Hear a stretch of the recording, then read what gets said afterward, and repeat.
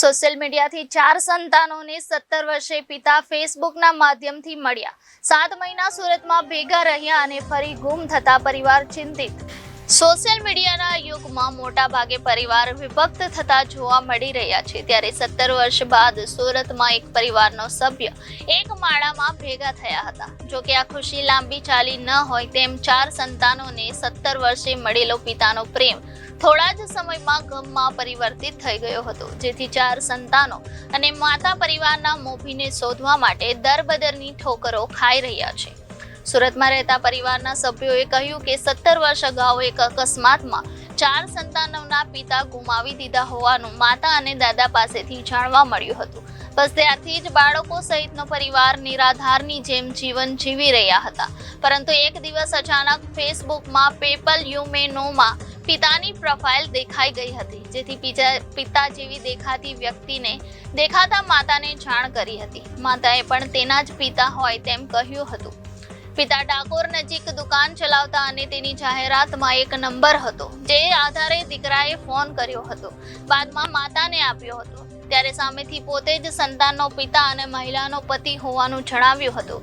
બાદમાં તે સુરત આવશે પોતાના સંતાનો પાસે તેમ કહ્યું હતું। બંને ફોનમાં તે દિવસે ખૂબ રડ્યા હતા અને ખૂબ વાતો કરી હતી। દીકરાએ કહ્યું કે પિતા આવ્યા અને અમે ચારેય ભાઈઓ બહેનો તથા માતા સુખેથી સાથે રહેવા લાગ્યા હતા। હોટલમાં જમવા જતા હતા, દર અઠવાડિયે ફિલ્મ જોવા પણ જતા હતા।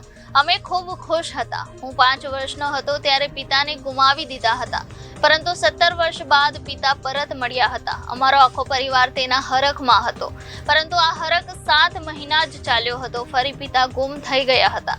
સંતાનોએ કહ્યું કે 7 મહિના સાથે રહ્યા બાદ અચાનક એક દિવસ પિતા અમારી વચ્ચે દેખાયા ન હતા। અમે શોધવા ખૂબ પ્રયત્ન કર્યો, પરંતુ ક્યાંય મળ્યા નહીં। સચિન પોલીસ સ્ટેશનમાં અમે ફરિયાદ આપવા ગયા હતા, પરંતુ તેમણે ખાસ તપાસ કરી ન હતી। અમને પોલીસના ઉચ્ચ અધિકારીઓએ પણ હૈયા ધરપત આપી હતી, પરંતુ તેમ છતાં કંઈ ન થતા પોલીસ કમિશનરમાં અરજી આપી હતી। અમારી એક જ માંગ છે કે અમારા પિતા પર કોઈ દબાણ હશે તો જ જતા રહ્યા હશે, જેથી અમે તેમને પરત પિતા મળે તે માટે અમે રજૂઆત પોલીસ કમિશનરને કરી રહ્યા છીએ। પરમાર કંચન મહેન્દ્ર, સુરતમાં ડિંડોલી છણિયા કંડ। અહીંયા અમે લગભગ 10-15 વર્ષથી રહીએ છીએ।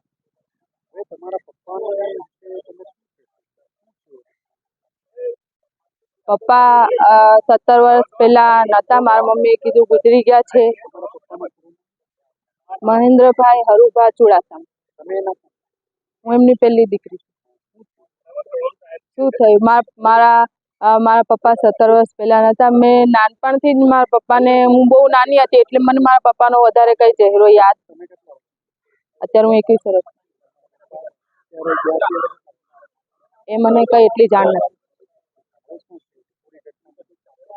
તો પપ્પા 17 વર્ષ પહેલેથી મારા દાદા દ્વારા મારા મમ્મીને જાણ થઈ હતી કે પપ્પા ગુજરી ગયા છે, પણ 17 વર્ષ પછી મારા ભાઈને ફેસબુક પરથી ખબર પડી કે મારા પપ્પા જીવતા છે। મારા મમ્મીએ કન્ફર્મ કર્યું, હા તારા પપ્પા જ છે।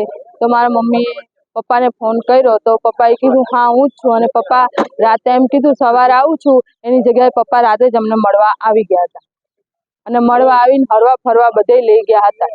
મારી નાની બેનનો બર્થડે હતો ત્યારે।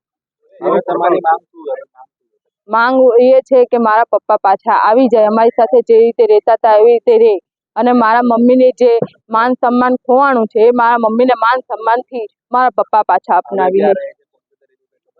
હા, ડાકોર રહે છે, બંસરી એપાર્ટમેન્ટ, રામજી મંદિર કને।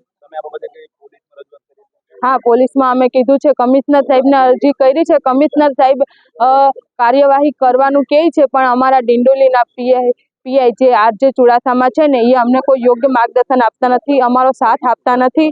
પીઆઈ સાહેબ અમને અયોગ્ય માર્ગે દોરે છે, અને મારા મમ્મીનું અપમાન પણ કરેલ છે પીઆઈ સાહેબે।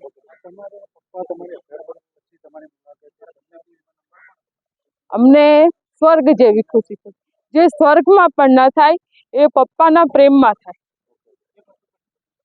Reporter Arvind Rathod, Janadesh news, Surat.